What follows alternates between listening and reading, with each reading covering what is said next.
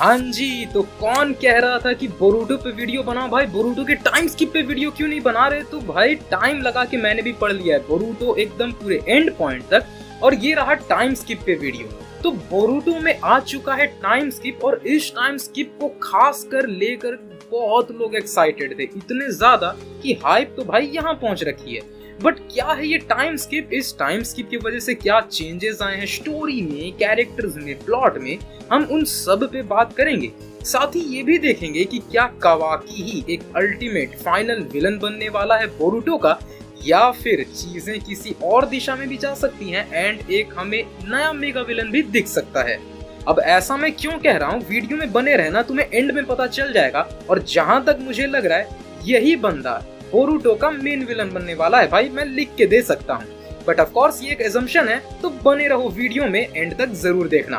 तो मैं हूँ प्रशांत एंड लेट्स हाजिमे माशो। तो भैया शुरू करते हैं पहले कैरेक्टर डिजाइन से, क्योंकि बीत चुके हैं 3 साल। हाँ जी, यानी जहाँ पे बोरूटो आपने पहले छोड़ा था और अब जो बोरूटो का नया इशू आने वाला है, इसके बीच में 3 साल का गैप है। तो 3 साल में बहुत चेंजेस होते हैं, दुनिया काफी बदल जाती है, लोग काफी बदल जाते हैं। तो कितने बदले हैं हमारे कैरेक्टर्स, एक बार वो थोड़ा सा देख लेते हैं। ऑफ कोर्स कुछ कैरेक्टर जैसे के तैसे हैं, बट कुछ कैरेक्टर्स में बहुत ज्यादा बदलाव आया है। तो सबसे पहले इशू शुरू होती है जहां पे हम देखते हैं शारदा को।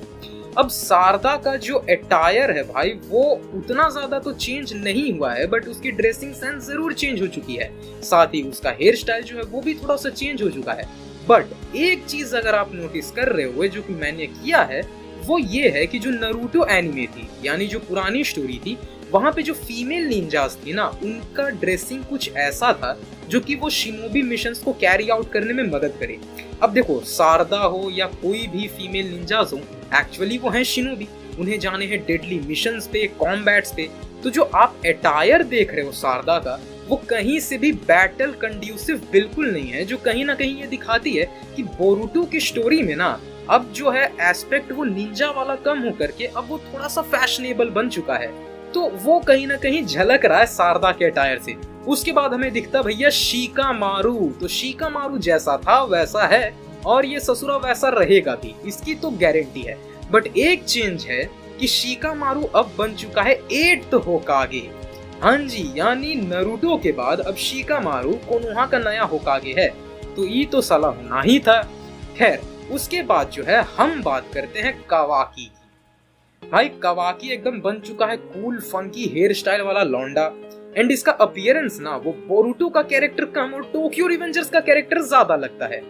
बट इसके अलावा जो है बाकी सारे कैरेक्टर्स मेनली वैसे के वैसे ही हैं। एक चेंज जो दिखी है वो है बोरूटो में, और अब जो है वो थोड़ा सा ज्यादा सीरियस लगने लगा है।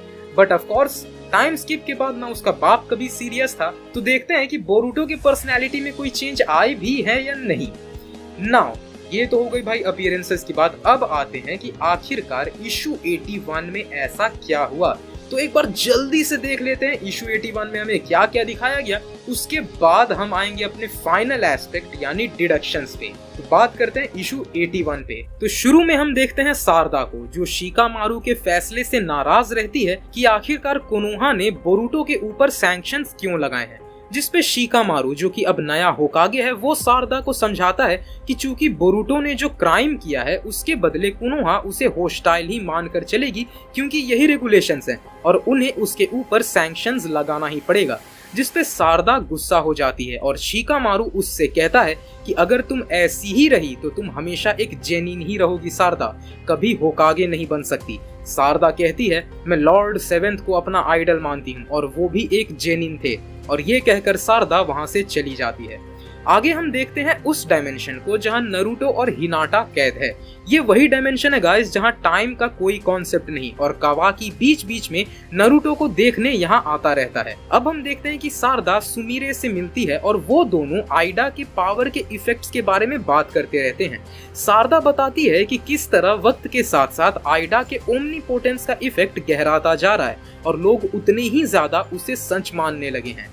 आगे हम देखते हैं कि शारदा और सुमिरे आइडा से मिलने जाती हैं, जहां आइडा उन्हें बताती है कि उसने अपने ओमनीपोटेंस के ऊपर बहुत रिसर्च किया है और उसे पता चला है कि उसका ओमनीपोटेंस किसी तरह का शिंजुत्सु नहीं बल्कि शिंकुतुसु है।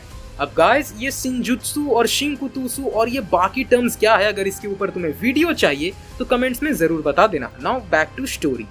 यानी कि ये एक ऐसी टेक्निक या पावर है जो किसी के विल को रियलिटी में मैनिफेस्ट या रियलाइज कर सकती है, और कावाकी ने अपने डिजायर को आइडा के ओमनीपोटेंस के जरिए मैनिफेस्ट कर दिया है। आइडा आगे बताती है कि उसे ऐसा लगता है कि उसके ओमनीपोटेंस का इफेक्ट कभी रिवर्स नहीं किया जा सकेगा, और अगर शारदा और सुमिरे ऐसा करती भी है तो सभी मिलके उन्हें ही दोषी ठहराने लगेंगे कि अगर सच में ऐसा कुछ रियलिटी ऑल्टर हुआ था तो तुम दोनों ही कैसे उससे बच गई। यानी कि चेंज हमारे साथ नहीं बल्कि तुम्हारे साथ हुआ होगा, और कोई भी शारदा का भरोसा नहीं करेगा। इसके बाद हम देखते हैं मित्सुकी को, जो कि कावाकी से मिलने आता है। कावाकी मित्सुकी के अंदर जहर भर रहा होता है कि तुम्हारी नफरत इतनी जल्दी कम नहीं होनी चाहिए मित्सुकी, तुमने बोरुटो को मारने का कसम खाया है, इसलिए अपने इमोशंस को फीका मत पड़ने देना। तभी कावाकी को इंटेल मिलता है कि कोड के क्लॉ मार्क्स कोनोहा के ईस्ट में देखे गए हैं, और कावाकी उन्हें चेक करने चल देता है।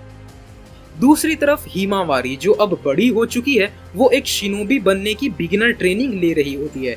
हिमावारी बाकियों को बताती है कि वो शिनोबी बनना तो चाहती है, पर वो कावाकी के लिए नहीं बल्कि वो शिनोबी इसलिए बनना चाहती है ताकि वो बोरुटो की मदद कर सके।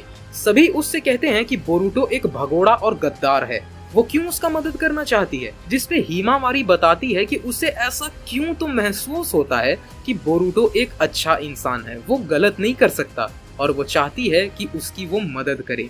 यहाँ दूसरी तरफ कावाकी अपने सुकुना ही कोना के मदद से कोड के क्लॉ मार्क्स को श्रिंक कर रहा होता है। तभी अंदर विलेज से लोगों की आवाज आती है कि यहाँ विलेज पे कोई अटैक कर चुका है।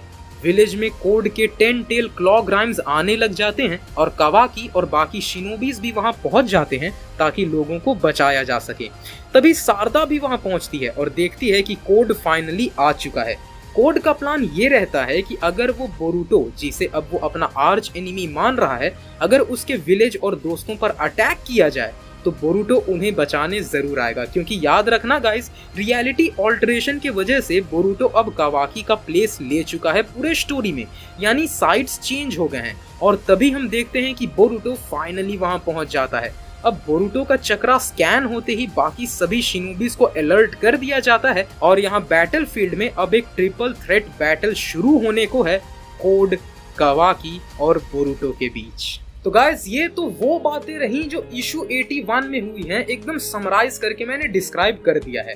बट क्या इशू 81 अब ये सेटअप कर रहा है कि आगे आने वाले कुछ आर्क्स तक हम कावाकी को ही विलन मान के चल सकते हैं? क्योंकि देखो कोड तो विलन है भाई, कोड के तो अपीयरेंस से ये साबित किया गया था कि वो बंदा भक्त है ओत्सुत्सुकी लोगों का, वो तो एकदम लिटरली भगवान मानता है उन्हें। तो उसके भगवान को जब मार दिया गया है तो भाई वो तो भड़क करके बदला लेगा ही, तो कोड तो विलन है ऑब्वियसली।